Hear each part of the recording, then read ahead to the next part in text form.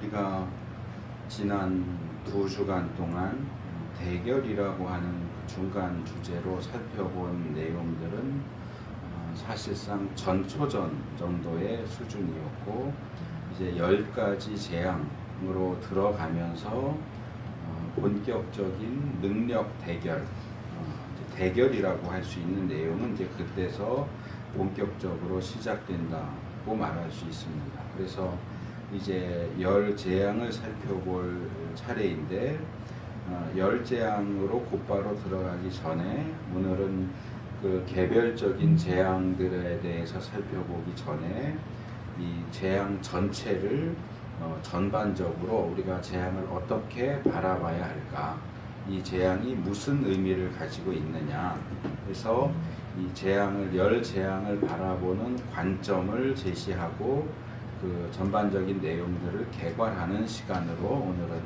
말씀을 드리려고 합니다. 그래서 먼저 재앙을 바라보는 관점을 지금 읽은 말씀 가운데 출애굽기 7장 1절에서 6절 말씀에서 살펴보려고 하는데, 우리가 성경에 나오는 이 10가지 재앙을 어떻게 바라봐야 하는가, 성경이 그것을 어떻게 우리에게 제시하고 있는가 하는 것을 살펴보도록 하겠습니다. 먼저 1절과 2절을 보면 여기 아론이 나오고 바로가 나오고, 그래서 아론이 모세의 대언자가 돼서 바로를 상대하는 이야기, 그리고 아론 뒤에 모세가 있어서 또 모세가 바로와 대결하는 그런 내용이 나옵니다. 그래서 여기 나오는 내용은 이 모세를 소명 부르시는 그 과정 가운데서 하나님께서 모세와 아론의 관계에 대해 말씀하신 내용을 설명할 때 이미 한번 다루기는 했습니다. 그때 그 내용을 다루면서 이 구절도 함께 말씀을 드렸었는데요. 여기서 모세와 아론과 바로의 관계가 어떤 식으로 구성되는지를 말씀을 하고 계시는데, 이것은 이 사람들의 관계뿐만 아니라 10재앙을 이해하는 데 있어서도 굉장히 중요한 부분이 됩니다. 일단 하나님께서 모세를 바로에게 신이 되게 했다라고 말씀을 하시는데, 모세가 바로에게 신이 된다 하는 이야기는 아론이 모세의 대언자가 된다 하는 내용과 관계가 있습니다. 그래서 하나님께서 이제 위에서부터 보면 하나님께서 모세에게 말씀을 하시고, 모세는 아론에게 이야기를 하고 아론은 바로에게 가서 이야기를 합니다. 그래서 아론은 모세가 해야 할 말을 대신해 주는 사람, 여기 대언자라고 되어 있고, 뭐 신약 같은 데는 이제 변호사 이렇게도 되어 있는데, 어쨌든 대신 말하는 사람, 대언자가 됩니다. 그래서 이런 방식은 제가 여러 차례 말씀을 드렸던 것 같은데, 고대 근동 종교에서 또 현대에 나오는 종교들도 비슷한데, 신이 모든 인간들에게 직접 얘기하지 않고 그들 가운데 한 사람을 선택해서 뭔가를 계시를 한다든지 이야기를 하면 이 사람이 그 신을 대신하는 사람이 돼서 사람들에게 그 신의 말씀을 전달하는 그런 구조입니다. 그래서 본래는 하나님이 모세에게 말씀하시면 모세가 하나님의 대언자가 돼서 바로를 상대하는 것이 정상적인 방식인데, 여기에는 한 단계가 더 끼어 들어가는 거예요. 모세 밑에 바로가 또 들어가서 하나님에게서 모세에게로, 모세에게서 아론에게로 내려가서 아론이 바로를 상대하게 만든다는 거죠. 그래서 어떤 인간이 신의 대변인이 돼서 다른 사람을 상대한다고 할 때 그 대변인이 되는 인간 배후에 있는 존재는 사실상 신적인 존재거든요. 근데 하나님이 아론에게 직접 말씀을 하시는 게 아니고 모세를 거쳐서 한 단계 거쳐서 모세를 거쳐서 아론에게 말씀을 하시기 때문에 모세는 어떻게 보면 아론 배후에 있는 신과 같은 존재와 비슷해진다 하는 그 얘기를 하는 겁니다. 물론 모세 배후에는 하나님이 있죠. 모세는 하나 신이 아니고 모세도 인간이지만 희한하게도 하나님과 아론 사이에 모세가 끼어 들어가 있는, 또는 하나님과 모세의 그 신과 대언자 관계 그 밑에 무슨 하청 주듯이 아론이 또 끼어 들어가 있는 그런 굉장히 특별한 케이스가 여기서 나오게 되는 겁니다. 그래서 바로가 직접 상대하는 건 아론입니다. 모세를 직접 상대하는 게 아니고 아론을 상대하는데, 아론 배후에 모세가 있기 때문에 바로가 볼 때는 아론 배후에 있는 모세는 신과 같은 존재처럼 여겨지게 된다 하는 얘기를 지금 하나님이 말씀을 하고 계시는 겁니다. 일반적인 경우를 아까 말씀드린 일반적으로 선지자를 생각하면 하나님이 있고 선지자 있고, 선지자가 이스라엘 백성을 향해서 하나님의 말씀을 전달하는 것이 일반적인 방식입니다. 그러니까 대언자를 한 단계만 거치는 거죠. 근데 여기서는 특이하게 대언자가 두 단계를 거친다는 거죠. 그러니까 두 단계를 거치면서 중간에 위치해 있는 모세가 마치 신적인 존재인 것처럼 부각된다 하는 내용이 여기 말씀하시는 내용이고요. 그래서 이 구도를 보면 그냥 겉으로 보기에는 아론과 바로가 서로 대결하는 구도예요. 왜? 아론이 나서서 얘기를 하니까 이쪽 편에는 아론이 나서고 저쪽 편에는 바로가 나서서 아론과 바로가 대결하는 구도지만, 조금 들여다보면 아론은 자기가 독단적으로 행동하는 게 아니고 그 배후에 모세가 있어요. 그렇기 때문에 사실은 모세와 바로가 대결하는 구도가 된다. 아론과 바로의 대결 구도, 그리고 들어가 보면 모세와 바로가 대결하는 구도가 된다. 그래서 이 대결 구도 속에서 바로에게 모세는 마치 신적인 존재인 것처럼 인식된다 하는 것을 지금 하나님이 말씀을 하시는 거고요. 그래서 이 구조를 조금 더 한 번 더 파고 들어가 보면 또 다른 측면을 보게 됩니다. 아론과 바로의 대결 구도가 사실은 아론 배후에 있는 모세와 바로의 대결 구도라고 한다면, 우리가 더 거슬러 올라가서 여호와 하나님과 바로의 대결 구도가 될 수도 있다는 겁니다. 그러니까 앞에 나서서 대변하는 사람은 말 그대로 대변만 하는 거지 자기가 주체가 되는 게 아니거든요. 아론의 대변의 주체는 모세인 거고, 모세의 대변의 주체는 하나님이에요. 그러니까 실제로는 하나님이 바로와 대결을 하는 구도가 된다고 하는 거죠. 그래서 이런 부분을 더 이제 들어가 보면 이제 뒤에서 말씀을 드리겠지만, 이런 식으로 이제 재앙이라고 하는 것이 아론과 바로, 모세와 바로, 하나님과 바로 이렇게 서로 대결하고 맞서는 과정 안에서 상대방을 굴복시키기 위한 수단으로서 재앙이 내려지는 거죠. 근데 이런 구도 속에서 하나님은 이쪽 편에 가장 배후에 계시는 하나님은 상대편에 있는 바로를 오히려 강팍하게 한다. 이거 읽을 때 조심하셔야 돼요. 대부분 강팍 이렇게 읽는데 보세요. 잘 보세요. 보면 강팍이 아니고 강팍입니다. 팍이라고 해야 정확한 발음입니다. 이게 한문 표현이라서 우리한테는 발음이 조금 어색하고 이상하긴 하지만 정확하게 읽을 필요가 있습니다. 모세를 강팍하게 하겠다. 이 얘기는 무슨 얘기냐면, 모세가 더 고집을 부리도록, 더 완고한 태도를 취하도록 하겠다 하는 그 말씀인데, 왜 바로의 마음을 강팍하게 하느냐? 바로가 고집을 부릴수록 어때? 자, 부모 입장에서 아이가 잘못해서 때렸는데, 체벌을 했는데 아이가 잘못했어요 하는 경우가 있고, 왜 때리냐고 오히려 대드는 경우가 있어요. 그러면 어떻게 됩니까? 잘못했어요 그러면 처음에 10대 때리려고 해도 한 대 때렸는데 잘못했어요 그러면 그냥 한 대 때리고 말 수 있어요. 근데 한 대만 때리려고 했는데도 얘가 잘못했다고 안 하고 오히려 덤비고 막 그러면 한 대 때릴 거 10대 때리죠. 마찬가지예요. 하나님이 바로를 굴복시켜서 이스라엘 백성을 출애굽시켜야 되는데 바로가 굴복을 안 해요. 굴복을 안 하고 계속 덤벼드니까 한 대 때릴 거를 2대 때리고 5대 때리고 10대 때리고 하는 그런 상황으로 갈 수밖에 없게 만드신다는 거예요.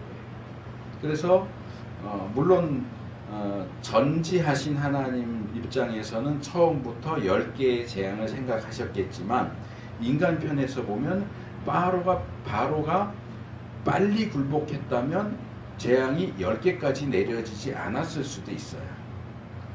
첫 번째 재앙만 내렸는데 바로가 항복 그리고 이스라엘 내보내주면 더 재앙을 내리기도 그렇잖아요. 뭐 한 3번까지 버티다가 항복하고 5번까지 버티다가 항복하면 그 이상 재앙을 내릴 필요가 없어요. 하나님이 10개를 계획했어도 빨리 항복해버리고 이스라엘을 출애굽시켜주면 목적이 달성됐는데 더 때리는 것도 또 이상하잖아요. 그런데 하나님이 원래 계획해 하셨던 10번의 재앙을 다 내릴 때까지 바로는 절대로 고집을 굽히지 않아요. 그런 바로의 태도를 하나님께서 바로를 강팍하게 하셨다라고 표현을 합니다. 근데 이 표현은 좀 설명이 필요해요. 관련된 몇 개의 단어와 개념을 좀 설명을 드리려고 합니다. 첫째, 여기 나오는 강팍하게 하다라고 하는 단어인데 이게 히브리어로 카샤라고 하는 단어인데 원래는 밀도가 높다. 그러니까 예를 들어서 카스테라 빵은 밀도가 낮아요. 그러니까 손가락으로 쿡 찔르면 쑥 들어가요. 근데 이 나무는 밀도가 높기 때문에 손가락으로 찔러도 안 들어가요. 그러니까 밀도가 높다는 얘기는 다르게 바꿔 말하면 딱딱하다는 말이죠. 그러니까 바로의 마음을 딱딱하게 만든다. 우리가 요즘에는 뭐 저희 이제 TV도 없어진 지 오래되고 그랬지만 예전에 이제 저희 가족들이 TV로 뭐 드라마나 이런 거 보면 가끔가다 저희 아이들이 저를 놀렸어요. 왜냐면 저는 드라마나 영화에 슬픈 장면이 나오면 울어요. 보다가 눈물이 나니까 아빠 또 온다 그러는데 어떤 사람은 슬픈 장면을 봐도 안 울어요. 절대로 안 울어요. 어떤 사람은 그렇게 울만한 장면이 아닌데도 우는 사람도 있고 이게 그 감정의 밀도가 다른 거예요. 이 밀도가 높은 사람은 잘 안 울어요.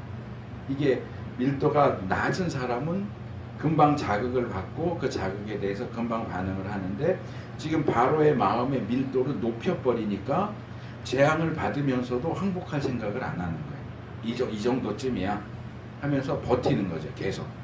벌써 울면서 항복했어야 되는데 절대로 그렇게 안 해요. 그래서 기본적으로는 밀도가 높다 이런 뜻에서 뭐 힘들다. 영어로 hard 그러면 딱딱하다는 뜻도 있지만 힘들다는 뜻도 있잖아요. 같은 거예요. 힘들다, 호되다, 잔인하다, 사납다, 난폭하다, 거칠다, 완강하다, 곧다, 뻣뻣하다 이런 의미, 여러 가지 의미가 여기서 나옵니다. 그래서 여기 보면 이 동사가 여기 히필형이에요. 히브리어 히필형이라고 해서 사역 능동형이에요. 그러니까 누군가에게 뭔가를 하도록 시킨다 그런 의미를 가져요. 그러니까 바로의 마음이 딱딱해지도록 만들겠다. 그러니까 하나님이 바로의 마음을 딱딱하게 완고해지고 고집을 부리게 만들 것이다. 그런 뜻이에요.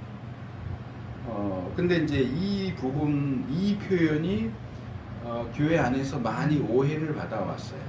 뭐냐 하면은 그러니까 원래 바로는 마음이 이렇게 완고하지 않았고 마음이 좀 부드럽고 고집 세지 않은 사람이었는데 하나님이 완고하지 않은 바로의 마음을 완고하게 만들어서 고집을 부리게 했다. 그러니까 원래 바로라면 한 2번에서 3번 정도 재앙 받으면 항복했을 사람인데 하나님이 바로의 마음을 완고하게 만들었기 때문에 재앙이 10번까지 내리도록 버티게 된 것이다. 이런 식으로 오해를 해요. 근데 이게 사실 오해라고 말하기 어려운 게 이 표현 자체가 그래요. 강팍하게 했다 그러잖아요. 내가 바로의 마음을 강팍하게 하겠다. 완고하게 하겠다. 고집부리게 만들겠다. 그러니까 이 표현을 읽으면 자연스럽게 하나님이 바로가 고집부리게 만드셨구나. 이렇게 생각을 하게 되는데 이게 말 표현의 의미는 그렇게 이해되도록 되어 있지만 성경적이고 신학적인 개념으로 말하면 그건 오해예요. 그럼 이건 무슨 뜻이냐? 자, 예를 들어서 가룟 유다를 예를 들어볼게요.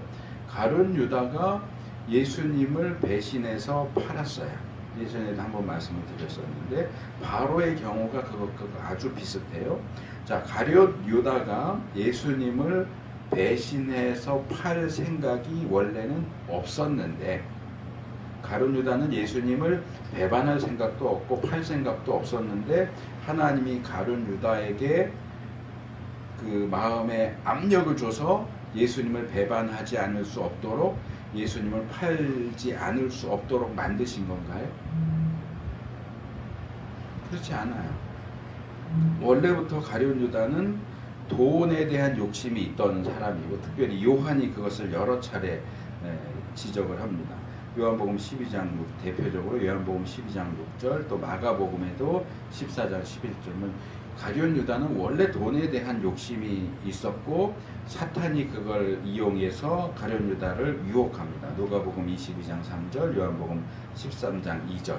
사탄이 예수님을 배반할 생각, 예수님을 팔아넘길 생각을 자꾸 이제 주입을 시키죠.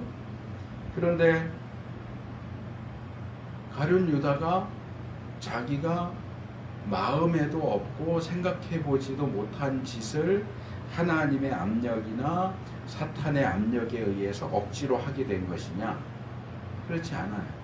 사탄은 옆에서 원래 그런 성향이 있는 사람을 부추긴 거예요. 제가 이 부분은 또 이 하와를 가지고 예를 드는데 하와가 선악과 따먹을 때 뱀이 유혹해서 따먹긴 했어요. 그런데 뱀이 하와가 나는 저거 따먹지 않을 거야 라고 거절하는데 억지로 하와 손을 끌어다가 이렇게 강제로 열매를 따게 하고 먹게 만든 거 아니거든요. 뱀이 유혹을 했다고 해도 결국 이걸 따 먹어야지 결정을 내리고 그것을 따서 먹은 것은 하와 자신의 의지예요. 뱀이 유혹했다고 해도 하와가 거절했다면 그렇게 안 해도 되는 거예요. 강제로 시킨 게 아니에요. 여기 강제로 하지 않았다는 게 중요한 거예요. 하와도 유혹을 받기는 했지만 강제로 선악과를 따먹은 게 아니고 가룟 유다도 예수님을 배반해서 팔았지만 강제로 그 일을 한 게 아니고 자기의 의사에 따라서 그렇게 한 거고 바로의 경우도 하나님이 그의 마음을 강팍하게 하셔서 자기는 싫은데 억지로 고집 부리게 된 게 아니고 원래부터 이 사람은 고집이 센 사람인데 그냥 자기가 원하는 대로 고집을 부리도록 놔두셨다. 그 얘기를 하는 거예요. 그러니까 강팍하게 하셨다는 것은 이 말 표현의 의미는 하나님이 원래 그렇지 않은 사람을 그렇게 하도록 만들었다라고 이해하도록 되어 있긴 하지만 신학적이고 성경적인 개념을 보면 로마서 1장에서 바울이 유대인과 이방인이 모두 죄인이다, 모두 범죄하고 악을 행한다 라고 얘기하는 가운데 여러 차례 이 표현을 씁니다. 하나님이 그들을 내어버려 두사. 그들이 자기의 마음에서 나오는 그 악을 마음껏 행하도록 그냥 내버려 두셨다. 그것을 제재하지 않으시고 내버려 두셨다는 표현을 계속 하는데 이 출애굽기에 나오는 강팍하게 했다는 로마서 1장에 나오는 내버려 뒀다하고 같은 의미예요. 그러니까 바로가 원래는 순한 사람인데 못되게 굴게 만든 게 아니고 원래 못된 사람이에요. 원래 못된 사람이고 원래 고집이 센 사람이고 자기가 뭔가를 나 이거 할 거야 또는 안 할 거야 그러면 누가 와서 설득을 하고 해도 절대로 흔들리지 않는 사람이에요. 그런데 하나님이 그런 바로에게 은혜를 베푸셔서 그 마음이 좀 부드러워지게 하고 고집을 좀 덜 부리게 하도록 은혜를 베푸셨다면 바로가 중간에 조금 마음이 살짝 바뀔 수도 있는데 그런 은혜를 베풀어 주시지 않고 그냥 원래 바로가 생긴 대로 하도록 내버려 뒀다 그 말이에요.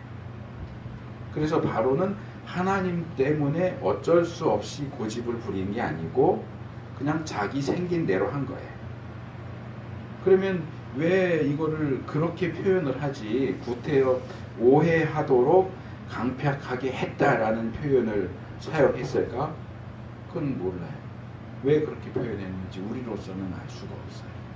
왜 하나님께서 그렇게 오해의 여지가 있는 표현을 여기 쓰게 하셨는지 우리로서는 알 수가 없지만 성경 전반이 가르치는 내용의 이 부분을 비추어 볼 때 이것은 여지까지 설명한 것처럼 바로는 그럴 생각이 없는데 하나님이 그가 고집을 부리게 만드셨다.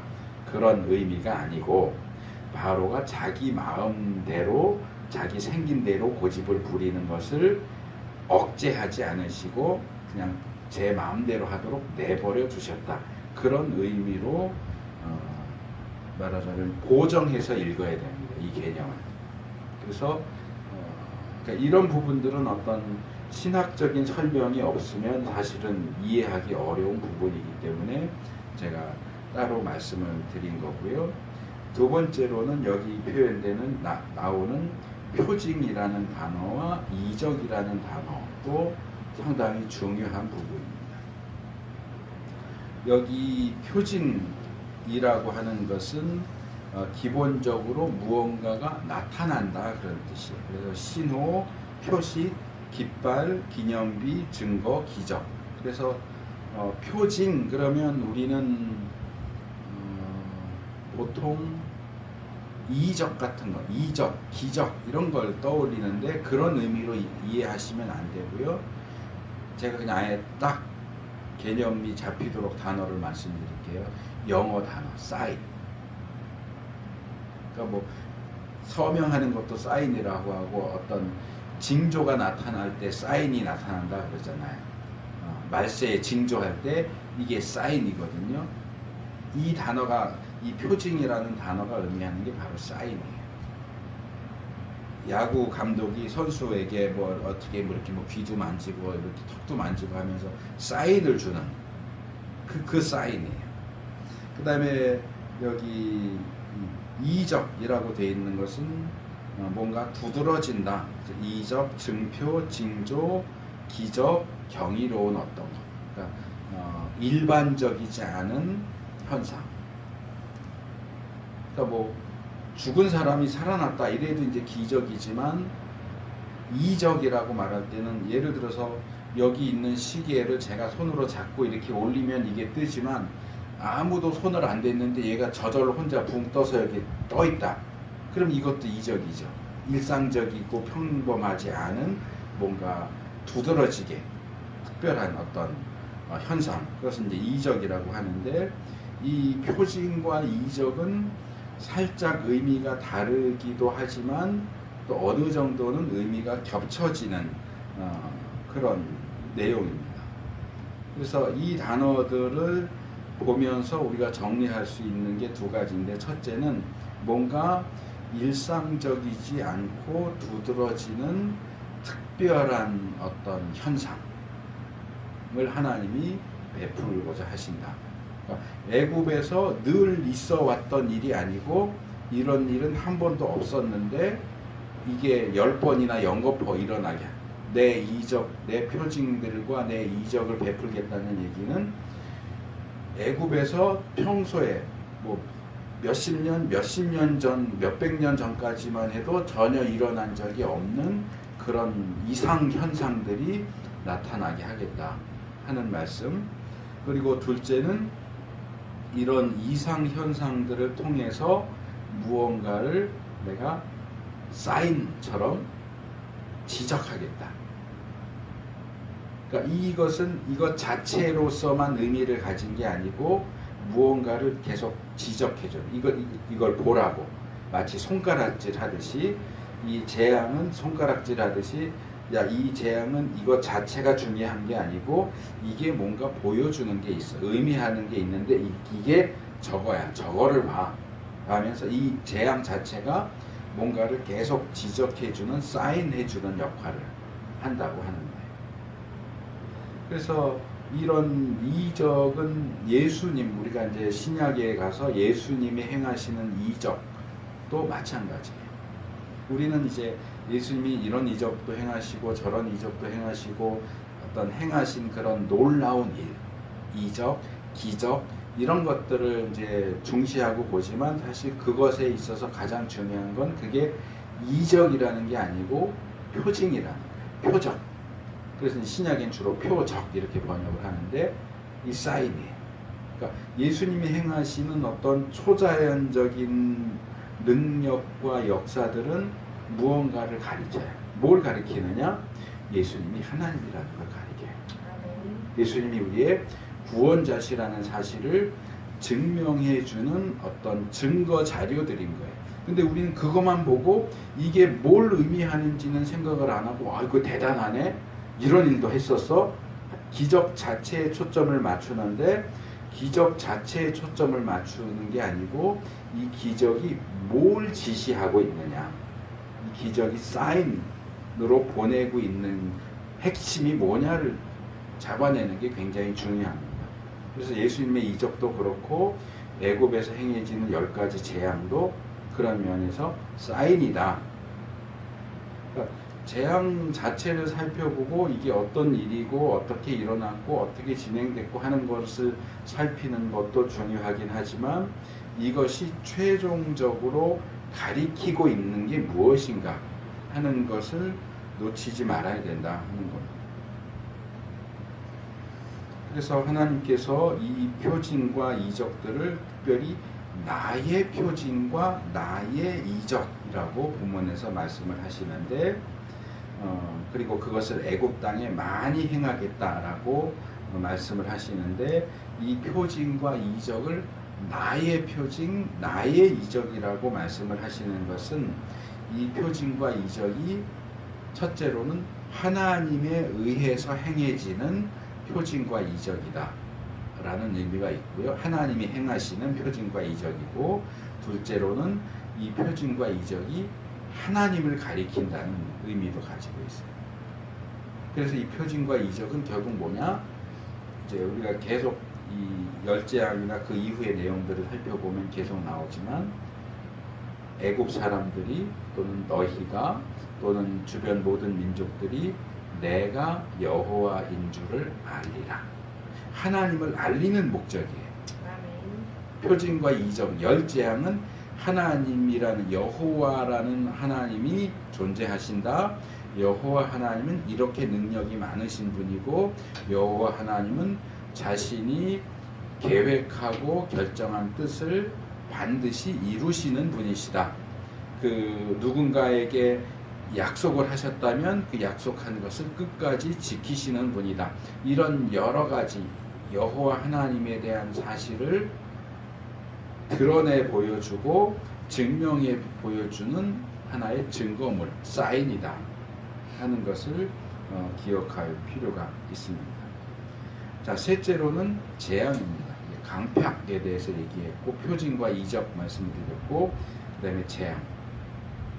이게 왜 재앙이라고 번역을 했을까 하는 것이 이해가 되기는 하는데 이 번역이 오히려 우리를 혼란스럽게 만드는 것 같아요. 제가 볼 때는 이 재앙이라고 번역된 히브리 단어는 쉐페트라고 하는 단어예요.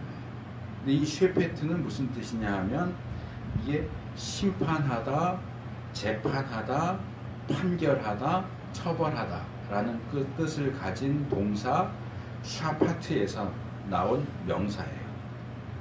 그러니까 재판하다라는 동사가 명사가 되면 뭘까요? 재판이 되겠죠. 처벌하다가 명사가 되면 처벌이 되겠죠.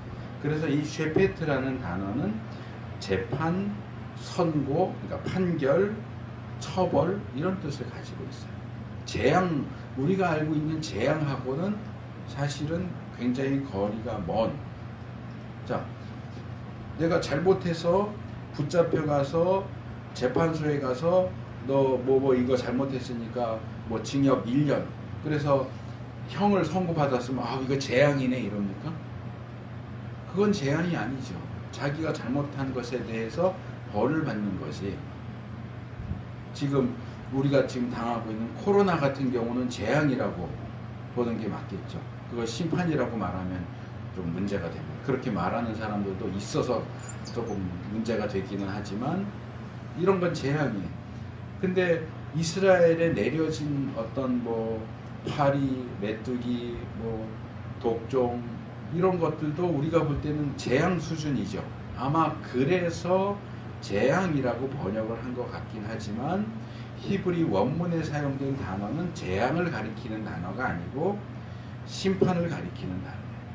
심판 또는 처벌을 가리키는 단어예요.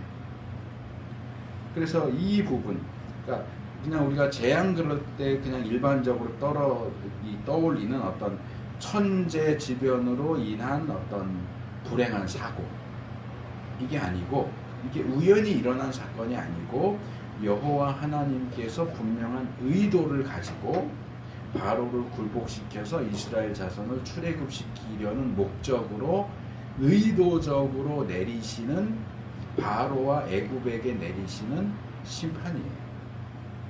이걸 재앙이라고 하면 의미가 흐릿해져요.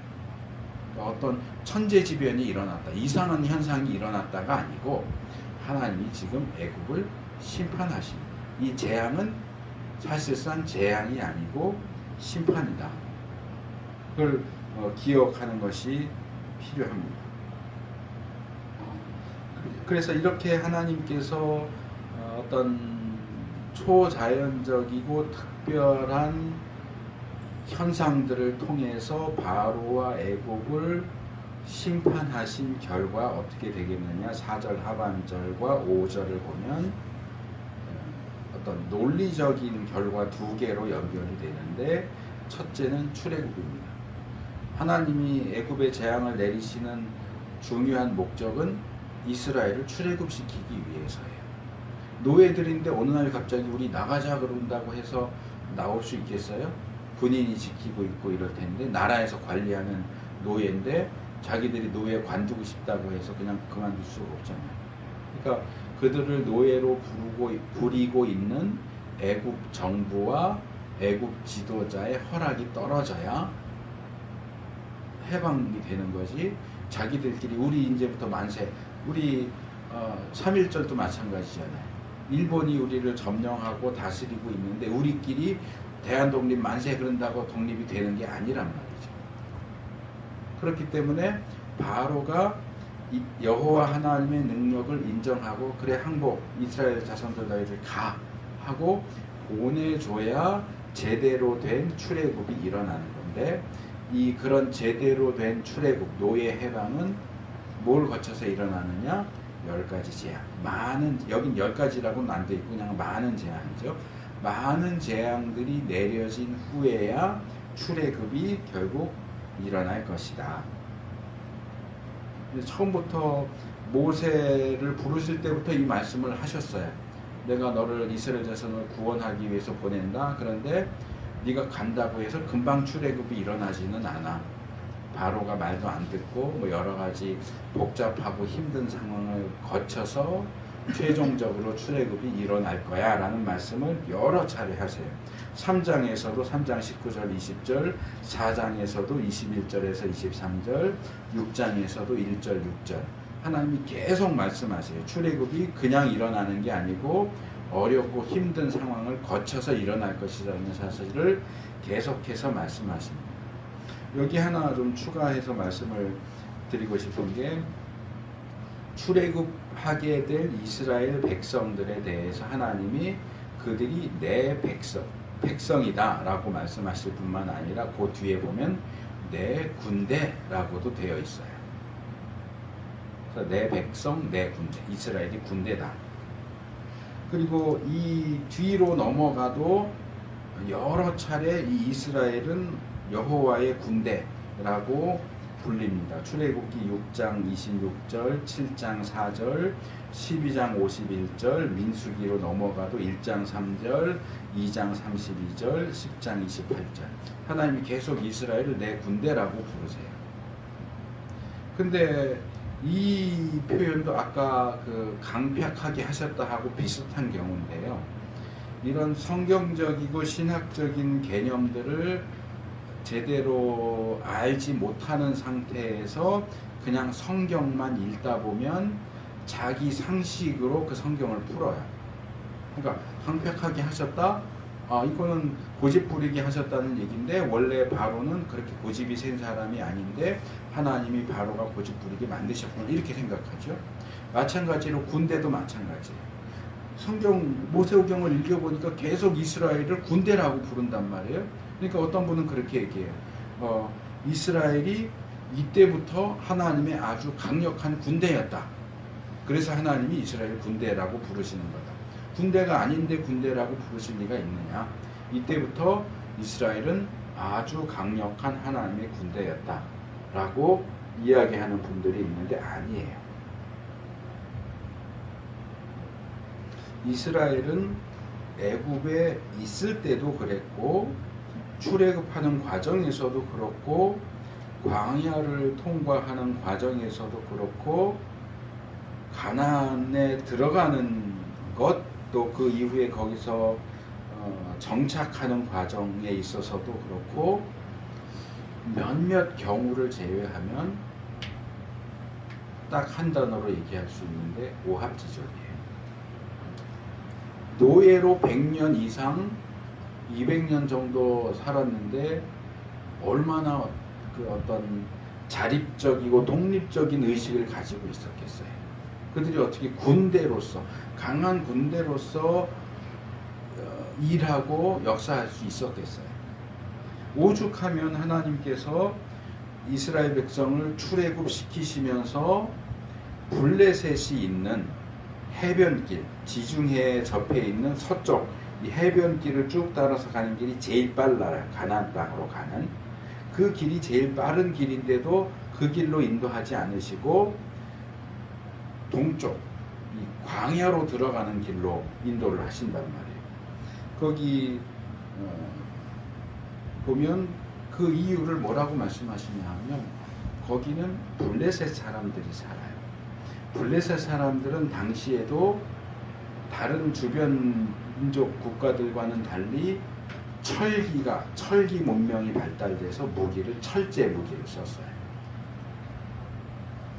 우리가 국사나 세계사 시간에 배우지만 물론 이제 성경이 얘기하는 역사와 조금 다르긴 한데 뭐 구석기, 신석기, 청동기, 철기 이렇게 얘기하잖아요. 자, 돌을 무기로 쓰는 사람과 청동을 무기로 쓰는 사람이 싸우면 누가 이길까요? 당연히 청동을 쓰는 쪽이 이겨요. 청동, 구리나 주석 합금된 구리로 무기를 쓰는 사람하고 쇠로 된 무기를 쓰는 사람하고 싸우면 누가 이길까요? 당연히 쇠로 된 무기 쓰는 사람이 이겨요. 왜? 칼 맞붙이셔서 꽝 하면 내게 부러져 버리는데 어떻게 싸워요? 그러니까 이런 무기가 어떤 종류냐에 따라서 이 무력, 군사력이 결정이 되는데 그 당시에 블레셋은 철제 무기를 썼어요. 이스라엘은 철제 무기가 없었어요. 언제까지 없었느냐? 솔로몬 다윗 시대까지도 철제 무기가 없었어요. 사사 시대에도 그랬고, 그래서 쇠로 된 어떤 홈이나 낫 이런 것들을 무뎌져서 다시 날카롭게 갈기 위해서는 블레셋 사람을 찾아가야 돼. 그러니까 쇠로 된 칼은 사울 왕이나 다윗 왕이나 이런 사람들이나 하나 정도 가지고 있을 뿐이지 일반 병사들은 쇠로 된 칼을 가지고 있지 못했어요. 그러니까 싸우면 질 수밖에 없는 거죠. 근데 이제 노예 출신 무기라고 할 만한 병변한 것도 없는 사람들이 블레셋 지역으로 지나가면 당연히 블레셋 사람들이 막아설 것이고 전쟁이 일어날 텐데, 그러면 그들을 뚫고 지나갈 수도 없을 것이고 당연히 싸우면 질 텐데 그러면 이스라엘은 야 안 되겠다. 그냥 애국으로 돌아가서 다시 노예 생활하자. 그럴 것을 알기 때문에 그쪽 길로 인도를 안 하셨다. 이게 군대입니까? 강한 군대가 그럽니까? 약하기 때문에 그러는 거예요. 강하면 그냥 불에서 뚫고 지나가면 돼요. 근데 약하기 때문에 강한 블레셋 있는 쪽으로 이끌지 않고 반대쪽으로 인도를 하신 거예요. 물론 다른 목적도 있지만. 그래서 제가 볼 때는 이스라엘은 강한 군대 아닙니다. 군대라고 불리고 있지만 강한 군대가 아니고 오합지졸, 노예물이잖아요. 독립적인 어떤 의식 이런 것도 전혀 없는 오합지졸이에요. 그런데 왜 오합지졸을 오해되게 군대라고 부르시느냐? 그것은 제가 볼 때는 구원받은 이후에도 여전히 죄인인 우리를 의인이라고 부르시는 것하고 같아요. 우리가 예수 믿었다고 해서 죄 안 짓습니까? 짓잖아요. 근데 왜 예수 믿으면 의인이 됐다고 그러죠? 우리 의인 되지 않았어요. 여전히 죄인이에요. 우리 안에 죄가 아주 바글바글하게 들어있어요. 그러면 죄인이라고 부르는 게 맞잖아요. 왜 의인이라고 불러요? 똑같은 거예요. 이스라엘은 출애굽해 나오면서 하나님이 너는 내 군대다라고 부르시지만 부르시기는 군대라고 부르는데 실제로는 애들 말로 군대라고 쓰고 오합지졸이라고 읽는다. 의인이라고 쓰고 죄인이라고 읽는다. 이 상태인 거예요. 또 신약적으로 말하면 모든 예수 믿는 사람은 예수님을 믿는 것과 동시에 그리스도의 군사예요.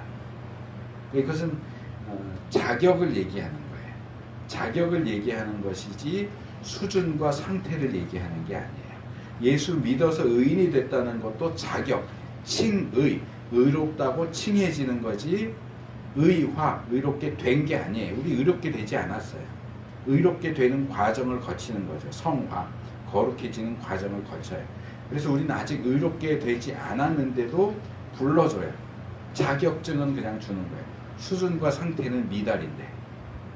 마찬가지로 이스라엘은 아직 여호와의 강력한 군대가 되지 않았지만 일단 출애굽하면서부터 하나님은 이스라엘을 군대라고 부르세요. 이걸 오해해서 이스라엘은 이때부터 강한 군대였다 이렇게 얘기하시면 안 돼요.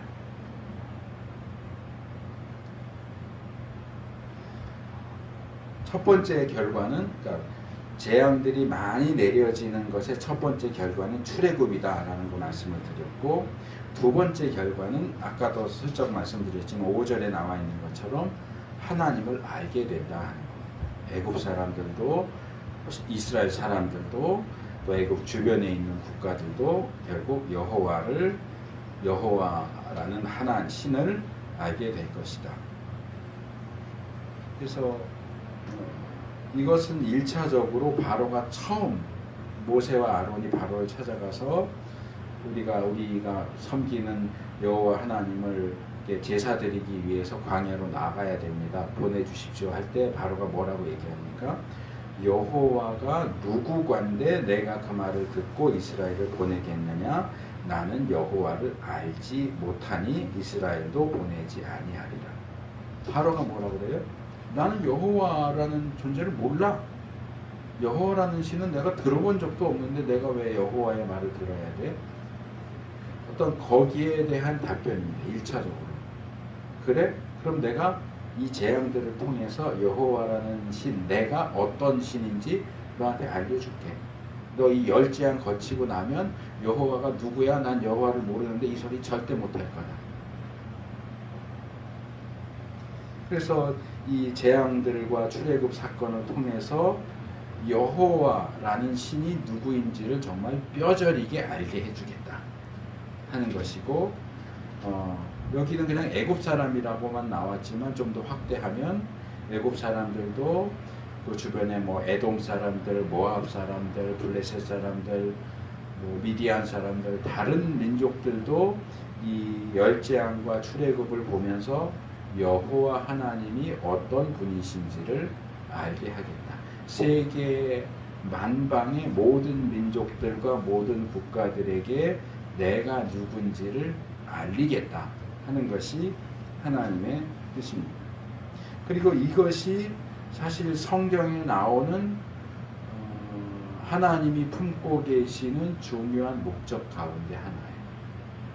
하나님의 피조물들에게, 피조 세계에게, 특별히 하나님의 형상대로 지음받았지만 타락해서 죄인이 되었고 지옥 갈 수밖에 없는 인간들에게 하나님이 어떤 분이신지를 알리기를 원하세요. 근데 야, 너 좀 나 좀 알아줘. 그런다고 해서 알아주는 게 아니잖아요. 지금 바로한테 가서 여호와 하나님이 보내라고 하니까 좀 보내주시오니까 알아줘요? 안 알아주잖아요. 여호와가 누군데? 내가 왜 여호와의 말을 들어야 되는데? 우리 예전 어렸을 때 그런 얘기 많이 했는데 믿지 않는 아주 강력한 불신자들이 하나님 믿으라 그러면은 님자 빼고 하나가 누군데 하나를 믿느니 내 주먹을 믿지 뭐 이렇게 했듯이 말로 해갖고 안 듣는다고요. 그러니까 이런 재앙들을 통해서 하나님이 말하자면 능력을 과시하는 거죠. 능력을 보이시는 것을 통해서 내가 하나님에 대해서 함부로 말하면 안 되겠구나. 하나님이 정말 계시는구나.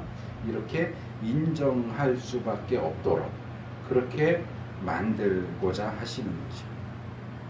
그래서 뒤에 내용들을 보면 이 재앙과 출애굽에 대한 소문이 널리 퍼집니다.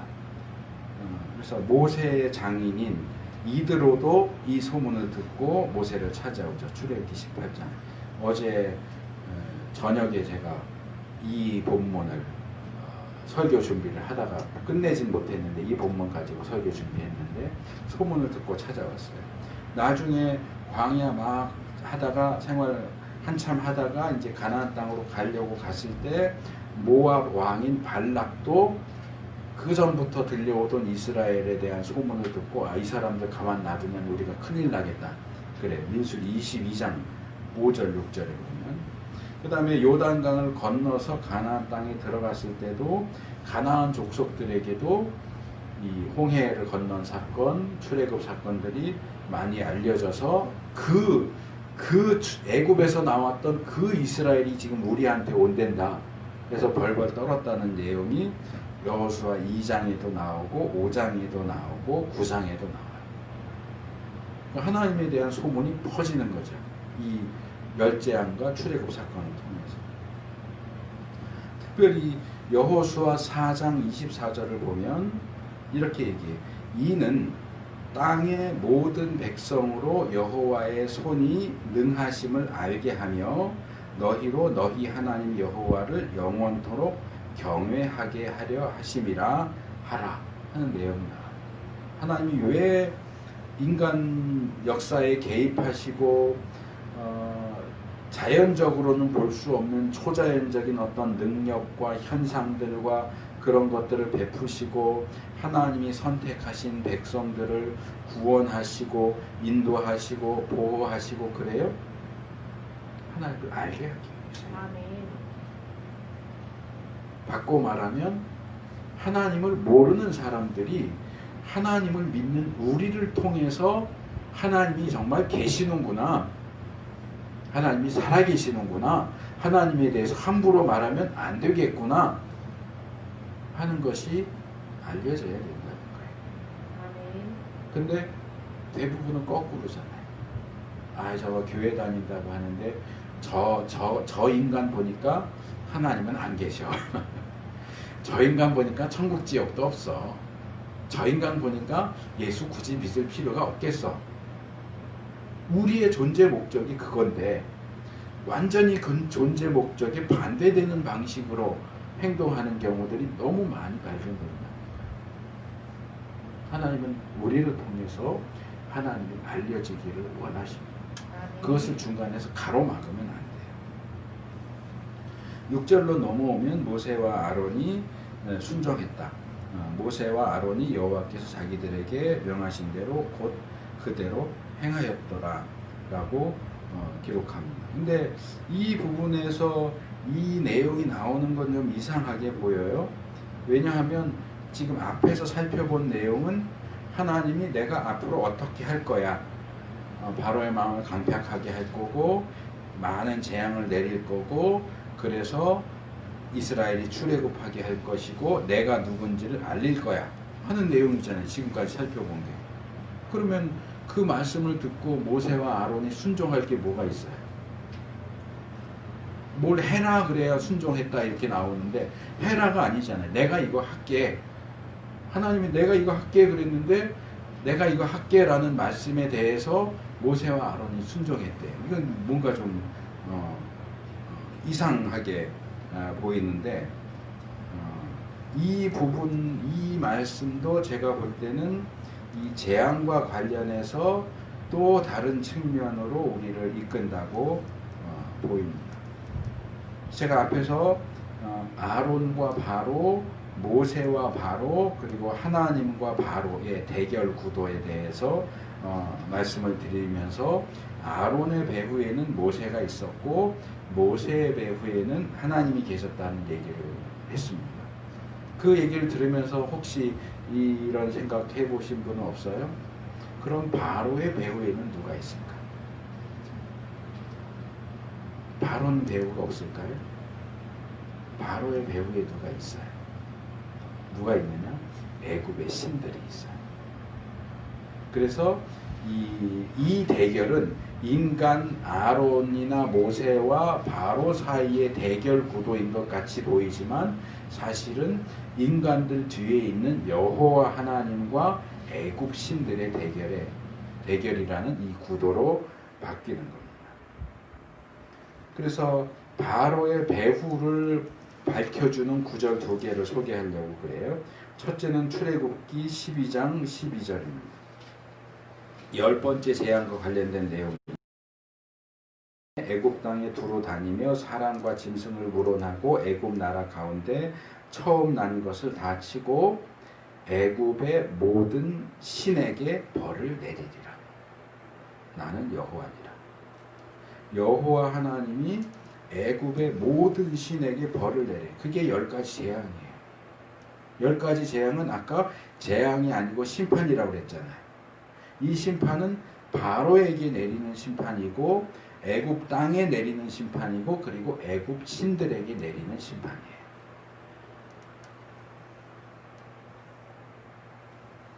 둘째로 민수기 33장 4절 말씀인데요. 애굽인은 여호와께서 그들 중에 치신 그 모든 장자를 장사하는 때라 여호와께서 그들의 신들에게도 벌을 주셨더라. 역시 10번째 재앙에 대해서 얘기하는 중에 나오는 내용입니다. 자, 하나님께서 애굽인들을 치신 10개의 재앙은 사실상 애굽 신들에 대한 심판이었다. 그래서 아론과 모세의 배후에 여호와 하나님이 계시듯이 바로의 배후에는 애굽의 신들이 있었고 결국 이 10재앙은 여호와 하나님과 애굽 신들의 대결이고 사실 대결이라는 표현은 맞지 않는데 일방적으로 여호와 하나님께서 일방적으로 애굽 신들에게 벌을 내리신 거예요. 그들을 심판하시고 처벌하신 것이 10재앙이다. 그래서 참 신이신 하나님과 거짓 신인 애굽 신들을 비롯한 이 땅에 존재하는 모든 그 가짜 신들의 대결에 대해서 스바냐 선지자가 이렇게 얘기합니다. 스바냐 2장 11절에서 여호와가 그들에게 두렵게 되어서 세상의 모든 신을 쇠약하게 하리니 이방의 모든 해변 사람들이 각각 자기 처소에서 여호와께 경배하리라. 자, 이게 우리가 바라는 거예요. 참신, 유일하신 참신이신 하나님께서 세상의 모든 가짜 신들을 쇠약하게 하시고 처벌하시고 심판하셔서 모든 사람들이 하나님이 정말 계시는구나. 하나님만이 참신이구나 라는 사실을 인정하도록. 이게 우리의 기도의 제목이 되어야 하고 우리의 삶의 목적 가운데 아멘. 하나가 되어야 한다 하는 아멘. 겁니다. 그리고 바로 이것이 우리가 열재앙을 바라보는 기본적인 시각이어야 한다. 아멘. 자, 이제 마지막으로 이 열재앙을 좀 개괄하고 소개하는 시간을 가지려고 하는데, 제가 어제인가요? 갑자기 기억이 안 나네. 우리 단체 카톡방에 하나 보내드렸어요. 출애굽기 참고 자료라고 해갖고 PDF 파일로 보내드렸는데, 이제 그걸 써먹을 시간이 왔습니다. 제가 다운을 안 받고 기간이 지나면 다운로드가 안 돼서 다운받아서 보세요 한 건데요.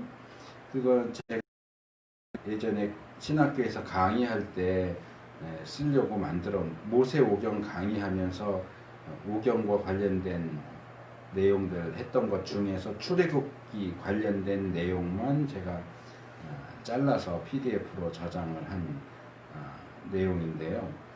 이제 신학교 강의용으로 만들었기 때문에 좀 학문적인 부분들도 있는데 그냥 그런 부분은 그런가 보다 하고 넘어가시면 되고요. 열어서 보시면 출애굽기 일정, 여정에 대한 게 처음 나오고 그 옆에 지도가 나오죠. 이제 지도는 앞으로는 열재앙 할 때는 지도 사용할 일이 없지만 출애굽한 이후에는 지도 얘기를 종종 할 거기 때문에 제가 지도 얘기할 때는 요 지도를 참조하시면 좋겠고, 제가 출애굽이 이른 시기에 됐느냐 늦은 시기에 됐느냐 얘기했는데 거기에 대한 내용이 두 번째 페이지에 쭉 있고, 세 번째 페이지에 보시면 이제 드디어 열재앙이 두 번째 페이지 오른쪽 밑에 열재앙이 나오는데, 그 부분은 이제 보시면서 설명을 들으시면 조금 더 이해가 쉬울 수 있습니다. 그래서 이 성서학에서는 보통 이 열재앙을 4개의 부류로 나눠요. 그러니까 열재앙이니까 10개지만 어떻게 나누냐면 3개씩 묶어요. 1, 2, 3, 4, 5, 6, 7, 8, 9 그리고 마지막에 10번째는 따로 빼요. 이렇게 해서 4부류로 나눠요. 물론 정확한 분류는 아니에요. 이 분류 기준에 맞지 않는 것도 있어요.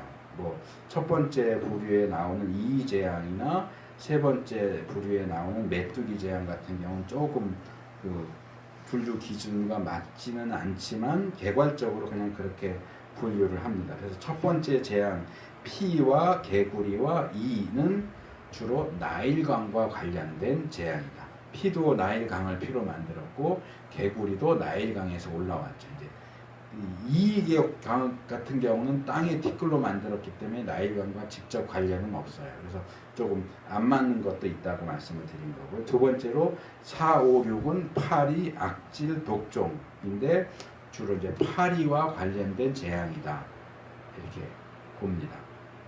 그리고 셋째로 7, 8, 9번째 재앙 우박과 메뚜기와 흑암은 대기, 공중과 관련된 재앙으로 보고, 마지막 10번째 장자가 죽는 것은 이렇게 세 묶음으로 된 9개의 재앙 끝에 클라이맥스로 나오는 최종적으로 가장 중요한 재앙이다. 그렇게 해서 10가지 재앙이 다 똑같은 무게를 가지는 게 아니고 10번째 재앙이 가장 중요하게 제시되고 있다. 이렇게 이제 보는 거고요.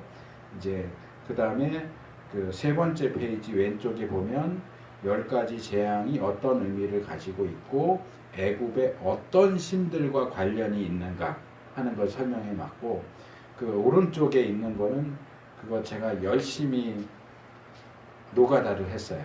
구글 들어가서 구글링을 열심히 해서 애굽 신들 형상 그림이 있는 걸 다 제가 다운받아서 편집을 그렇게 한 거예요.